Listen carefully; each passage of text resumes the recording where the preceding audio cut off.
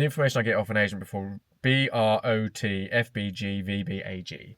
B bidders, R reserve, O open, T take, feedback, guide price, vendor bid, and agent guess and sale price, basically. But the one that I'm not sleeping very well on is O, the opening bid at the moment.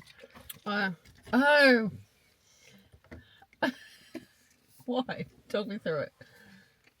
What's like, people have an opinion of where they want to start. Every agent has has their own set theory on, do you start near a guide price? Do you just start, but not within reason? Or do you just start anywhere? Definitely don't start anywhere. I'd say start, but within reason. But then would that be near a guide? Yeah. Near a guide, but then some agents... Not below. Surely you can't go below. Well, a guide price is technically the guide price is what you think it might sell for. So, and buyer's not going to turn up and go, well, I'm going to offer the sale, what might be the sale price straight up. That's the theory about guide prices, but guide prices now everyone knows are low or lower than expected sale price. So then, okay, that does open up the idea that maybe you could start at a guide price. But buyer's psychology is, the lower I start, the lower it'll end up, and I don't want to start too high. So if you're asking for a high bid to start, you're effectively putting a buyer on the back foot. So I would suggest that maybe getting a buyer engaged is more important than getting a higher opening bid.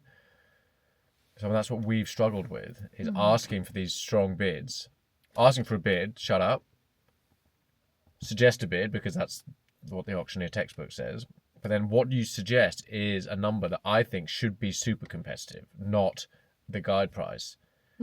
Because if I'm a buyer and I see guide 175, auctioneers ask for a bid, no one's bid, then the auctioneer goes, I was hoping for a start around the guide price. Buyers are going to go, oh, well, I was hoping to buy it at the guide price. So you're kind of automatically pushing back and saying to them, yeah, we know it's going to go for way more than the guide price. So Yeah. I'm not sure if that's the right energy. So you prefer to go lower. Lower.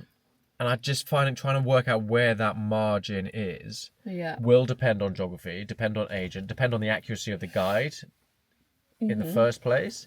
If some offices guide lower than others. So if the guide is accurate in relation to what you think it might sell for, then you have flexibility on where you start. But if your guide is lower and super competitive or low, you want to start at that guide price, because if you start any lower, you just got this big gap to close. But as long as the agent understands what their difference between guide and expected sale price is, then you can also factor in where the opening bid might come in.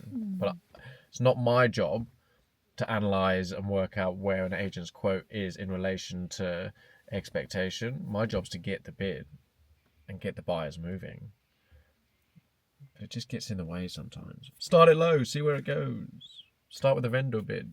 I suppose the starting low kind of builds momentum because everyone thinks they're in it, but then a lot of people like to sit back and just see where it goes. Yeah, well, and some agents don't like to close big gaps because they think, oh, if it starts that low, it won't get where it needs to get. I'm a firm believer that the market will get to where it wants to get to. It's just how you get there, how quickly you get there, and then how far past a good auction agent combo can get it past that comfort level. So the market will talk. And the market is more likely to talk if it's moving and starting and there's competition. So maybe starting lower is better for the energy at an auction. What does Michael Bailey? I want bids. I want bidding, and I want more people bidding and more bids, because that has its own energy. So I don't mind taking 5, 10 extra bids because we've started further away, because all of that leads to the perception of competition and energy at an auction. And if we fall short, then we just negotiate with the highest bidder. But at least we've shown any buyer that there is competition out there at a price point that's below theirs, and then you can negotiate with them at the end. We need bids to show the owner the market, and show the buyers competition. But when someone says $1 million on a $2 million sale, you kind of like... Yeah. So there is a line. I just think that line should be flexible. Flexi line.